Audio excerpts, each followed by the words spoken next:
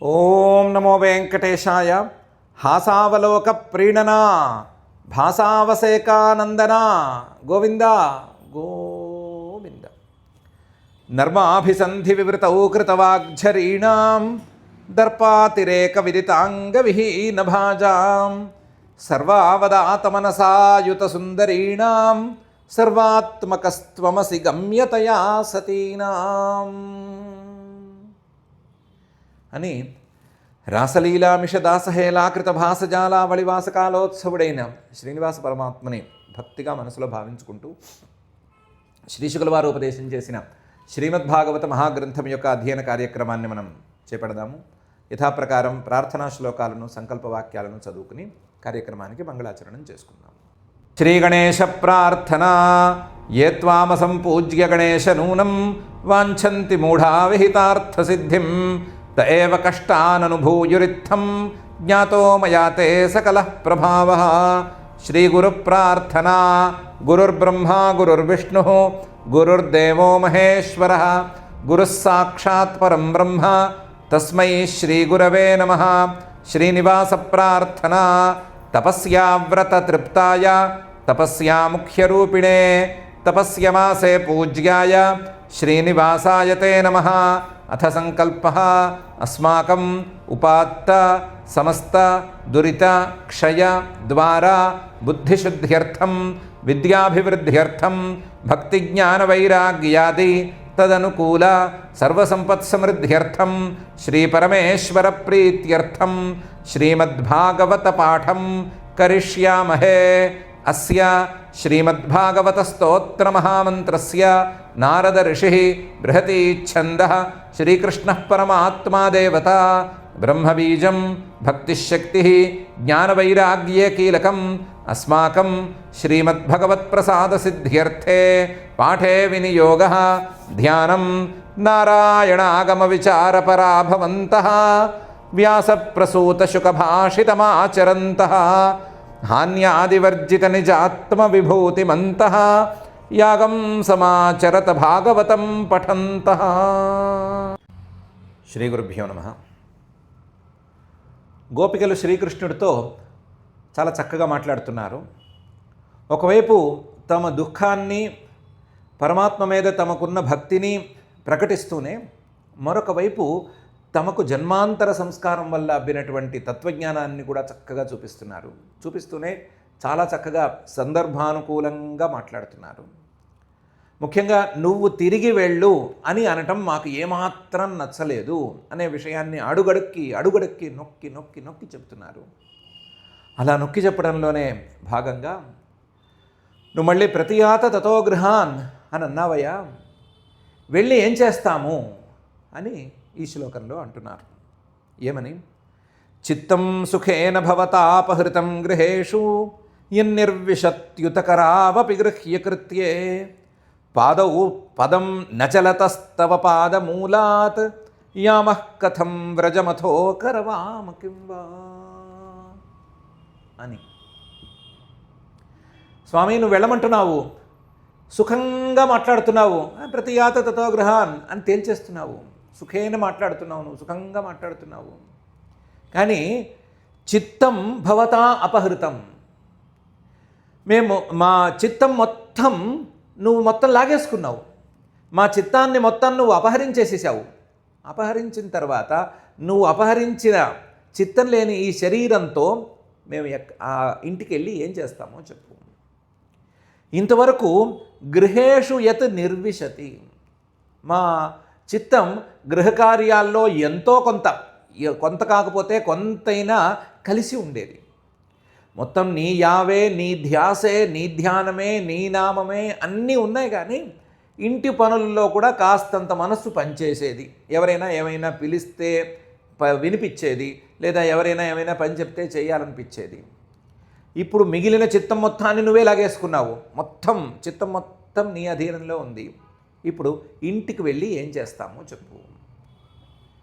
ఇంతకుముందు కరవు గృహ్యకృత్యే నిర్విశత, మా చేతులు ఇంటి పనులు చేయటానికి అలవాటు పడిపోయినాయి. ఒకవేళ మనస్సు నీ ధ్యానంలో ఉన్నా లేదా మనస్సు మొత్తం నీ ఆలోచనల్లో నిలిచిపోయి ఉన్నా సరే చేతులు వాటంతట అవి పనులు చేసేటట్లుగా అలవాటై ఉన్నాయి. అలా ఉంటుంది కదా. వెన్న చిలికేటప్పుడు వాటప్పుడు పెద్దగా మనసుకి పని ఏముండదు. మనసుకు పని లేకపోయినా సరే చేతులు వాటంతట అవి పని చేస్తుంటే కృష్ణ కృష్ణ కృష్ణ కృష్ణ అనుకుంటూ వెన్న చిలికేస్తూ ఉండేవాళ్ళం. ఇంటి పని నడిచిపోయేది. ఎవరు మా మీద కంప్లైంట్ చెప్పేవాళ్ళు కాదు. బాగా జరిగేది. ఇప్పుడు ఈ చేతులు కూడా మా మాట వినని పరిస్థితి వచ్చేసింది. ఎందుకంటే ఈ చేతులు, మా 2 చేతులు కూడా నీ పాదాలను పట్టుకోవాలి అని ఉవ్విళ్ళూరుతున్నాయి. ఆ ముందుకే వెళ్తున్నాయి కానీ వెనక్కి వెళ్ళి ఇంటి పనులు చేసేట్లుగా లేవు. ఈ కరావపి పాదవు, నీ పాదాల వైపుకు వెళుతున్నాయి తప్ప అస్సలు ఇంకో వైపుకు వెళ్ళటం లేదు. పాదవు మళ్ళీ మా కాళ్ళు ఇంట్లో ఏ మూలకి నడవాలన్నా సరే అలవాటు పడిపోయినాయి. మా మనస్సు పనిచేసినా చేయకపోయినా కృష్ణ కృష్ణ అనుకుంటూ ఉన్నా సరే, మనసంతా నువ్వే నిలిచినా సరే, ఏ మూల ఇంట్లో ఏ మూలకు కావాలంటే ఆ మూలకు వెళ్ళిపోవటాన్ని అలవాటు చేసుకున్నాయి కాళ్ళు. కానీ ఈరోజు పాదవు పదం నచలత తవ పాదమూలాత్, నీ పాదమూలం నుండి మా 2 కాళ్ళు కదలట్లేదు. వెనక్కి తిరగమని చెప్పట్లేదు, మడమ తిప్పనివ్వట్లేదు. పాదవు పదం నచలత తవ పాదమూలాత్. మా కాళ్ళు మా మాట వినట్లేదు, మా చేతులు మా మాట వినట్లేదు, మా మనస్సేమో మొత్తం నీ మీదే ఉంది. ఇలాంటప్పుడు యామః కథం వ్రజం, నువ్వు మీ గొల్లపల్లికి వెళ్ళండి అని నువ్వు అన్నా సరే ఎలా వెళ్తాము? అథో ఒకవేళ వెళ్ళామే అని అనుకుందాం, కరవామ కింబా, అక్కడ ఏం చేస్తాము? మా కాళ్ళు మాట వినవు, చేతులు మాట వినవు, మనస్సు లేదు. ఈ మనస్సు లేని చేతులు కాళ్ళు పనిచేయని శరీరంతో ఆ వ్రజానికి వెళ్ళి ఏం చేస్తామో చెప్పు. అందువల్ల మేము తిరిగి వెళ్ళటం అనేది జరిగే పని కాదు, తిరిగి వెళ్ళినా ఉపయోగం లేదు. కాబట్టి ఇక్కడే ఉంటాము. మా పాదాలు నీ దాకా తీసుకొచ్చినాయి మమ్మల్ని, ఇక్కడే నిలబడిపోతాము. మా 2 చేతులతో నీ 2 కాళ్ళు పట్టుకుంటాము. మా మనస్సుతో నిన్నే ధ్యానిస్తూ ఇక్కడే కూర్చుంటామే తప్ప మేము తిరిగి వెళ్ళటం అనేది అయ్యే పని కాదు అని చెప్పారు. చిత్తం సుఖేన భవతాపహృతం గృహేషు యన్నిర్విశత్యుత కరావపి గృహ్యకృత్యే పాదౌ పదం నచలతస్తవ పాదమూలాత్ యామః కథం వ్రజమథో కరవామ కింవా అని. సరేనమ్మా, ఏం చేయమంటారు? ఇప్పుడు ఏం కావాలంటారు అంటే దాన్ని తేల్చి చెప్పారు. సించాంగనస్త్వదధరామృతపూరకేణ హాసావలోక కలగీతజహృచ్ఛయాగ్నిం నోచేద్వయం విరహజాగ్నియుపయుక్తదేహా ధ్యానేన యామ పదయోః పదవీం సఖేతే అని చెప్పారు. నువ్వేం చేయాలి అంటే మా నిప్పుని ఆర్పాలి. మా నిప్పుని ముందు తడుపు. దేంతో తడపాలి? అమృతంతో తడపాలి. మా నిప్పు ఏదో ఆ నీటికి ఈ నీటికి దానికి దీనికి చల్లారేది కాదు. నువ్వు మా నిప్పుని అమృతంతో చల్లార్చాలి. సించ అంగా, నువ్వు మాకు ప్రియుడివి, పరమ ప్రియుడివి. నహ త్వదధరామృత పూరకేణ, నీ అధరాల నుండి జాలువారినటువంటి అమృతం తాలూకు ధారతో మా నిప్పుల్ని, మా అగ్నుల్ని చల్లార్చాలి. సించాంగనస్త్వదధరామృత పూరకేణ. అసలు నిప్పులేమిటి? నిప్పును ఆర్పడం ఏంటి? నిప్పు ఎక్కడి నుంచి వచ్చింది మీకు అంటే హాసావలోక కలగీతజ హృచ్ఛయాగ్నిం. ఎప్పుడో మమ్మల్ని చూసి చిరునవ్వు నవ్వావు కదా, అప్పుడు నిప్పు అనేది పుట్టింది. ఎక్కడ? మా మనసుల్లో పుట్టింది. నువ్వు నవ్వితే పుట్టినటువంటి ఆ అగ్గి ఉంది కదా, అది అవలోక. నువ్వు అప్పుడప్పుడు క్రీగంట చూసేవాడివి కదా, ఆ క్రీగంట చూసినప్పుడల్లా విసిరినట్లుగా రాజుకునేది. ఈరోజు కలగీతజం, నువ్వు చక్కగా పాడావు చూడు, మందరంగా పాడావు చూడు, మాకు మాత్రమే వినిపించేటట్లుగా పాడిన ఈ పాటతో అది రాజుకుని కాదు, భగభగ మండిపోతోంది. కలగీతజ హృచ్ఛయాగ్నిం, మా హృదయాంతరాళాల్లో ఒక రకమైన అగ్గి భగభగ మండుతోంది. నువ్వే ఆ నిప్పుని పుట్టేట్టు చేశావు, నువ్వే రాజుకునేటట్లు చేశావు, నువ్వే భగభగ మండేటట్లు చేశావు. నువ్వే తయారు చేసినటువంటి ఈ నిప్పుని, మా హృదయాల్లో ఉండేటువంటి ఆ నిప్పుని నువ్వు చల్లార్చవలసిందే. హాసావలోక కలగీతజ హృచ్ఛయాగ్నిం సించా. అదేంటి, నా బాధ్యత ఏముంటుంది? నేను మిమ్మల్ని చూసి నవ్వటం తప్ప, పలకరింపుగా నవ్వటం తప్ప, మిమ్మల్ని చూసి ఏదో క్రీగంట చూడటం అనేది తప్ప, చూడటం కూడా తప్పైపోతుందా? లేకపోతే నా మానాన నేనేదో చిన్నగా పాట పాడుకోవటం కూడా తప్పైపోతుందా? ఈల కూడా వేసుకోకూడదా? పాట కూడా పాడుకోకూడదా? ఏంటి నేను చేసిన తప్పేంటి? ఇందులో నా బాధ్యత ఏముంది అని శ్రీకృష్ణుడు అడుగుతాడని తెలుసు, ఆయన కొంటివాడని తెలుసు. అందుకని అన్నారు, నోచేత్, నువ్వు మేము చెప్పిన ఈ మాట వినకుండా ఇంకో మాట మాట్లాడే మాట అయితే వయం విరహజాగ్నియుపయుక్త దేహా, మాకు ఇంకో నిప్పు పుడుతుంది. ఆ నిప్పు నీ విరహం వలన పుడుతుంది. నువ్వు వద్దంటే, నువ్వు కాదంటే ఆ నిప్పు పుడుతుంది. ఆ నిప్పు మాత్రం హృదయాంతరాళాల్లో దాగి ఉండదు, శరీరం మొత్తాన్ని దహించేసేస్తుంది. దాంతో విరహజాగ్నియుపయుక్త దేహ, మేము ఆ శరీరంలో పుట్టినటువంటి విరహజాగ్నికి వాడి మసైపోతాము, లేదా కాలి బూడిదైపోతాము. విరహజాగ్నియుపయుక్త దేహ. విరహజాగ్నియుపయుక్త దేహ అని బెదిరిస్తున్నారా మీరు? అలా అయితే మీకేంటి లాభం, నాకేంటి నష్టం అని అంటే, అలా నీకంటూ నష్టమేం లేదు. మా లాభం ఏంటంటే ధ్యానేన యామ పదవి. మేము ధ్యానం చేసుకుని, ఎలాగూ దేహం అనేటువంటి అడ్డం లేదు కదా, అడ్డం లేకపోవటం వలన ఉన్న మనస్సు ఏదో ఉంది, మనసంతా నువ్వు ఉన్నావు కదా, ఆ మనసుతో నిన్ను ధ్యానం చేసుకుని ధ్యానేన యామ పదయో పదవి, నీ పాదార విందాలని ధ్యానంతో చేరుకుంటాము. ధ్యానంలోనే నీ పాదార విందాలను ఉంచుకుని ఆ పాదార విందాలను ధ్యానం చేసుకుంటూ కూర్చుంటాము.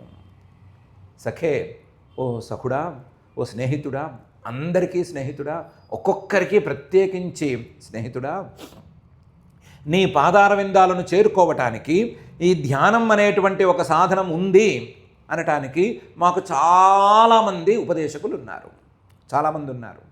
చాలామంది యోగులు ధ్యానం ద్వారా నీ పాదాల విందాలను చేరారు. ఇప్పుడిప్పుడే ఆ యజ్ఞపత్నులు కూడా ధ్యానం ద్వారా నీ పాదార విందాలను చేరారు. అందులో ఒక ఆవిడ ఆ భావన అతిశయ బలంతో అక్కడికక్కడ ప్రాణాలను కూడా విడిచిపెట్టేసేసుకుంది. కాబట్టి యజ్ఞపత్నుల్ని ఉదాహరణగా తీసుకునైనా, లేదా యోగుల్ని ఉదాహరణగా తీసుకునైనా సరే, మేము ధ్యానంతో నీ పాదార విందాలను సాధించేదే, నీ పాదార విందాలను చేరుకునేదే. మేము తప్పకుండా చేరుకుంటాము, కానీ నీకే అవకాశం ఇస్తున్నాము. నువ్వు వెలిగించినటువంటి అగ్ని నీ అమృతంతోనే, నీ అధరామృతంతోనే చల్లార్చు అని తేల్చి చెప్పేశారు. సించాంగనస్త్వదధరామృత పూరకేణ హాసావలోక కలగీతజ హృచ్ఛయాగ్నిం నోచేద్వయం విరహజాగ్నియుపయుక్త దేహా ధ్యానేన యామ పదయో పదవీం సఖేతే అని చాలా గొప్పగా చెప్పారు. హృచ్ఛయాగ్నిం అనేది మంచి పదం, సఖే అనే సంబోధన చాలా గొప్ప సంబోధన. ధ్యానేన యామ పదయోహో అనేటువంటి వాక్యం సవ్యమైన వాక్యం. అధరామృత పూరకేణ అనే ఆ పూరక పదం చాలా గట్టి పదం. ఇలా అందమైన పదాలతో, గట్టి గట్టి పదాలతో, మంచి తాత్పర్యం ఉన్నటువంటి పదాలతో ఈ మాటల్ని శ్రీకృష్ణుడికి తేల్చి గోపికలు చెప్పేశారు. తర్వాత కూడా అన్నారు, యర్హ్యంబుజ ఆక్షత తవ పాదతలం రమాయా దత్తక్షణం క్వచిదరణ్యజనప్రియస్య అస్ప్రాక్ష్మ తత్ప్రభృతి నాన్య సమక్షమంగ స్థాతుం త్వయాభిరమితావతపారయామః అని అన్నారు. మాటిమాటికి వెళ్ళిపో వెళ్ళిపో వెళ్ళిపో అనబాకు, బాలేదు అదేమి. ఒక్కసారి నీ పాదార విందాలను మనస్సుతో కానీ, కంటితో కానీ, చేతులతో కానీ పట్టుకున్నవాడు ఎవడైనా సరే వదిలిపెట్టిపోగలడా? ఇదేంతో పట్టుకున్నా సరే, మనస్సుతో పట్టుకుంటే వదిలిపెట్టి ఎవరు పోగలరు? మేమా నీ పాదార విందాల్ని మా మనసుతో పట్టాము, ఒకసారి వదిలిపెట్టుకుని పోలేకపోతున్నాము. ఎర్హి, ఎప్పుడైతే అంబుజాక్ష తామరపూల్లాంటి చల్లని అందమైన కనులు కలిగవాడా, తవ పాదతలం, నీ పాదాన్ని, నీ పాదమూలాన్ని, నీ పాదం పెట్టేటువంటి ప్రదేశాన్ని మేము మనసుతో అస్ప్రాక్ష్మ ముట్టేసుకున్నామో, అప్పటి నుంచి అసలు నిన్ను వదిలి వెళ్ళే ప్రసక్తే లేదు అన్నట్టు తయారయ్యాము. ఆ పాదతలం ఏమన్నా సామాన్యమైందా? రమాయాహ దత్తక్షణం, లక్ష్మీదేవికి అవకాశం ఇచ్చినటువంటి పాదం, లక్ష్మీదేవికి సేవ చేసుకునేటువంటి అవకాశం ఇచ్చినటువంటి పాదం. రమాయాహ దత్తక్షణం తవ పాదమూలం. లక్ష్మీదేవికి సేవ చేసుకునే అవకాశం కాదు, సేవ చేసుకునేందుకు ఉత్సవం, పండగ లాంటి అవకాశం ఇచ్చినటువంటి పాదతలం అది. క్షణం అంటే ఒకవైపు ఏమో అవకాశం అని అర్థం, మరొక వైపు ఉత్సవం అని కూడా అర్థం. రమాయాహ దత్తక్షణం. ఆ పాదతలం ఏమైనా సామాన్యమైందా? ఆ పాదతలాన్ని సాధించడం కోసం ఆ పాదాన్ని కనీసం మనసులోనైనా నిలబెట్టుకోవాలి అనే కోరికతో అరణ్యానికి పారిపోయి, అడవులకు పారిపోయి, అడవుల్లోనే ఆ క్రూర మృగాల మధ్యనే ఏ సౌకర్యాలు లేకుండా ముక్కు మూసుకుని కూర్చుని జపాలు చేసుకుంటారు, ముక్కు మూసుకుని కూర్చుని సాధన చేసుకుంటారు. అలాంటి అరణ్య జనులు అరణ్యంలోనే తిరుగుతూ, అరణ్యంలోనే ఉండిపోతూ, ఇంటి గోల మళ్ళీ పట్టించుకోకుండా, నా వాళ్ళు ఎవరున్నారో అని పట్టించుకోకుండా నిన్నే కోరుకుంటూ, నిన్నే మనసులో తలుచుకుంటూ ఉంటారు చూడు. వాళ్ళు కోరుకుని వాళ్ళు సాధించుకోగలిగిన స్థాయిలో ఉన్న పాదతలం. నిజానికి అలాంటి అరణ్య జన ప్రియ త్వమసి. అలాంటి అరణ్యంలో ఎవరైనా సాధన చేసుకునే మాట అయితే, వాళ్ళు ఒంటరిగా సాధన చేసుకుంటున్నారు కదా, మనం తోడుందాము అని అనుకుని వాళ్ళకు ప్రియులుగా, వాళ్ళకు తోడుగా, వాళ్ళకు రక్షణగా నువ్వే ఉంటావు, వాళ్ళని తొందరగా కూడా అనుగ్రహిస్తావు, ఎక్కువ వాళ్ళని ఎందుకు ఇబ్బంది పెట్టడం అన్నట్లు వ్యవహరిస్తావు. నీకు వాళ్ళంటే ఇష్టం. అరణ్యజన ప్రియ తవ. అది నిజమే. రమకేమో ఈ పాదతలం మీద ఒక హక్కుని కూడా కల్పించావు నువ్వు, నిజమే. రమాయాహ దత్తక్షణం క్వచిదరణ్యజనప్రియస్య తవ పాదమూలం. అలాంటి పాదమూలాన్ని, ఎలాంటి పాదమూలాన్ని? లక్ష్మీదేవికి మాత్రమే అవకాశం ఉన్న, అరణ్యంలో కష్టపడి తపస్సు చేసుకుని మాత్రమే పట్టుకోగలిగిన నీ పాదమూలాన్ని మేము పట్టుకున్న అస్పరాక్ష్మ ముట్టుకున్నామయ్యా, మనసుతో ముట్టుకున్నామయ్యా. ముట్టుకున్న క్షణం నుంచి తత్ ప్రభృతి, అక్కడి నుంచి నాణ్య సమక్షమంగస్థాతం. అసలు ఇంకో వైపుకి వెళ్ళాలన్నా, ఇంకో వైపుకి తిరగాలన్నా మనసు ఒప్పుకోవటం లేదు. ఎప్పుడైతే నీ మూలాన్ని మనసుతో ముట్టుకున్నామో మా మనసు అక్కడి నుంచి తిరిగి మరొక విషయం వైపుకు వెళ్ళట్లేదు, మరొక వైపుకు చూడటం లేదు. నాణ్య సమక్షమంగా పారయామః త్వయా అభిరమితాః. నిజానికి ఆ పాదంలో ఏముంది, నాలో ఏముంది అనటానికి వీల్లేదు. ఒక్కసారి నీ మీద మనసు పెడితే వచ్చేటువంటి ఆనందంతో మేము నిండిపోయామయ్యా. మమ్మల్ని ఆనందింపజేసావయ్యా. నువ్వు ఆనందింపజేసిన తర్వాత, నీ ఆనందం తాలూకు స్పర్శ మాకు కలిగిన తర్వాత, అస్ప్రాక్ష్మ కదా, ఆ ఆనంద స్పర్శ మాకు కలిగిన తర్వాత మరొక వైపు మా బుద్ధి చూడట్లేదు కాబట్టి ఇప్పుడు మేము వెళ్ళి కూడా చేయగలిగింది ఏమీ లేదు. ఇంకొక విషయం, ఇంకొక ఇల్లో, వాకిలో, మరొకరో, వ్యక్తులో, దగ్గర వాళ్ళో, దూరం వాళ్ళో, భర్తలో, పిల్లలో ఎవ్వరూ మాకు పట్టరయ్యా. నీ పాదం మాత్రమే మాకు కావాలయ్యా. నీ పాదం తప్ప మాకు మరొకటి కోరుకోదగినది లేదయ్యా అని అన్నారు. యర్హి అంబుజాక్ష తవ పాదతలం రమాయాః దత్తక్షణం క్వచిదరణ్య జనప్రియస్య అస్ప్రాక్ష్మ తత్ప్రభృతి నాణ్య సమక్షమంగా స్థాతుం త్వయాభిరమితా బత పారయామః. ఏంటి అంత పాదాల గురించి గొప్పగా చెప్తున్నారు? ఈ పాదాల సౌభాగ్యం మీకేం తెలుసు అంటే, తెలియకేమి, మాకు కూడా తెలుసు. నీ పాద సౌభాగ్యం, దాని యొక్క గొప్పదనం ఏంటని మాకు కూడా తెలుసు. శ్రీర్యత్పజాంబుజరజశ్చకమే తులస్యాః లబ్ధ్వాపి వక్షసి పదం కిల భృత్యజుష్టం యస్యాస్వవీక్షణకృతేన్యసురప్రయాసః తద్వద్వయం చ తవ పాదరజః ప్రపన్నాః అని సమాధానమయ్యా. లక్ష్మీదేవి అంటే అందరూ గౌరవించేటువంటి దేవత. అందరూ ఏంటి, ఇంద్రాది దేవతలతో సహా దేవతలందరూ, మానవులందరూ, రాక్షసులందరూ గౌరవించేటువంటి దేవత, అందరూ కావాలి అని అనుకునేటువంటి దేవత. అలాంటి దేవత నిన్ను చేరి హాయిగా నీకు సేవ చేసుకుంటూ కూర్చుంటోంది. అలాంటి లక్ష్మీదేవి నీ పాద సేవా సౌభాగ్యాన్ని పొంది చాలా గొప్పగా ఉంటుంది. నిజానికి లక్ష్మీదేవికి సవితులు లేరు, సవితి భార్యలు, మరొక భార్యలు లేరు. ఇంకొకరితో నీ పాద సేవా భాగ్యాన్ని పంచుకోవాల్సిన అవసరం లక్ష్మీదేవికి లేదు. అలాంటి స్థాయిలో ఉంది.